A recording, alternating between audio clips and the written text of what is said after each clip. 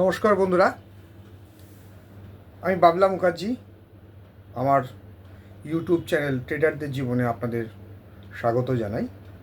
আজ 31 তারিখ। ছোট্ট একটা ব্লগ করবার জন্য আপনাদের সামনে এসেছি। আজকে যে থাম্বনেলটা দিয়েছি, থাম্বনেলটা হলো শেয়ার কেনার আগে নিজের মনের মতন দাম পেলে তবেই শেয়ারে এন্ট্রি, না হলে অপেক্ষা। যাই হোক, এই চ্যানেলে যেটা বলবো, বিধিবদ্ধভাবে যেটা বলতে সেটা বলে দিই।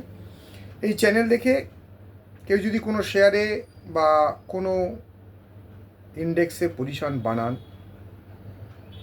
তার জন্য যদি কোনো লাভ বা লস হয়, তার দায় দায়িত্ব কিন্তু আমি বা আমার চ্যানেল থাকবো না। আপনি আপনার নিজের দায়িত্বে শেয়ার কেনা বেচা করবেন। আর এটা সম্পূর্ণ একটা এডুকেশনাল পারপাস এই চ্যানেলটা আমি করি। আর আমার যেটা ভুক্তভোগী বা যেটা আমি ভুগি বা যেটা আমি সবসময় শেয়ার মার্কেট থেকে যে জিনিসগুলো আমার ট্রেডার হিসেবে আমাকে ফেস করতে হয়, সেগুলি আমি আপনাদের সামনে ফেস করি, যাতে আমার কোনো বন্ধু বান্ধব সেটা যেন ফেস না করে। যাই হোক, আসা যাক, আজকের থাম্বনেলের পক্ষে এবং বিপক্ষে কিছু কথা বলবো আপনাদের সামনে। ছোট্ট একটা ব্লগ করব। বিভিন্ন জায়গা থেকে আমরা হুইসপারিং শুনি আমরা যে শেয়ারটা খুব ভালো চলছে, এই দামে কিনে নিন, বা কোনো সময় মার্কেট প্রোগ্রেস করছে, মার্কেট চলছে, এই সময় বিভিন্ন জায়গা থেকে আমরা শুনতে পাই এই শেয়ারটা এই দামে কিনে নিন, এখানে স্টপ লস দিন, এখানে বেচে দেবেন।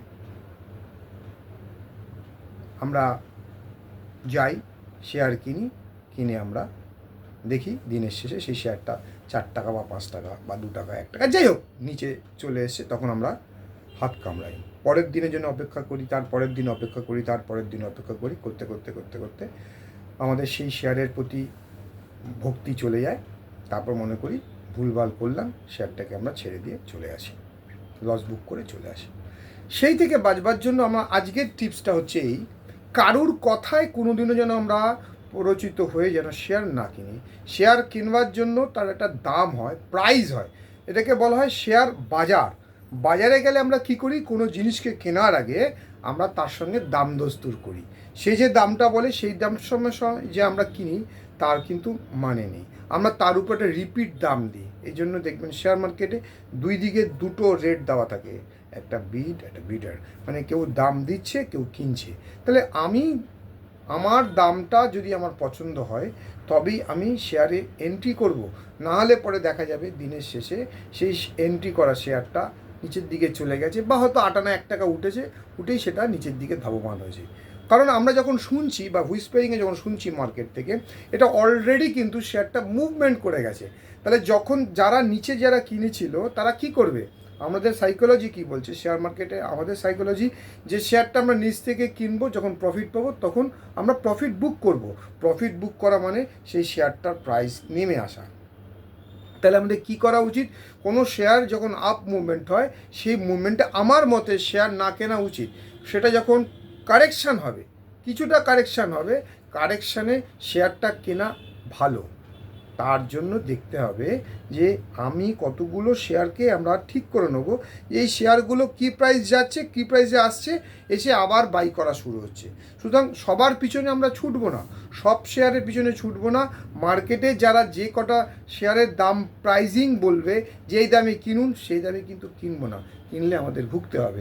সেই থেকে বাঁচবার জন্য আপনাদের বলছি, শেয়ারের প্রাইস নিজেরা ফলো করুন, কোন প্রাইসে আসছে তার দামটা লিখুন, যে দামটা লেটেস্ট দাম পাবেন দিন 5 মধ্যে, সেটা বা 7 দিনের মধ্যে সেই দামে শেয়ারটাকে এন্ট্রি করলে তবে দেখবেন পয়সা পাবেন।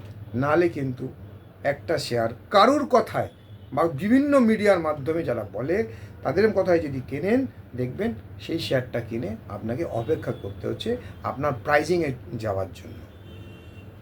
সুতরাং তারা কি বললাম, টাইম আর প্রাইস এটা কিন্তু আপনার হাতে। আজকেই কিনতে হবে তার কোনো মানে নেই, এই দামেই কিনতে হবে তার কোনো মানে নেই। দাম আপনার, সময়ও আপনার, পয়সাও আপনার। সেই পয়সা, সেই দাম, সেই সময়টা জন্য আপনাকে ওয়েট করতে হবে এবং আপনাকে দেখতে হবে।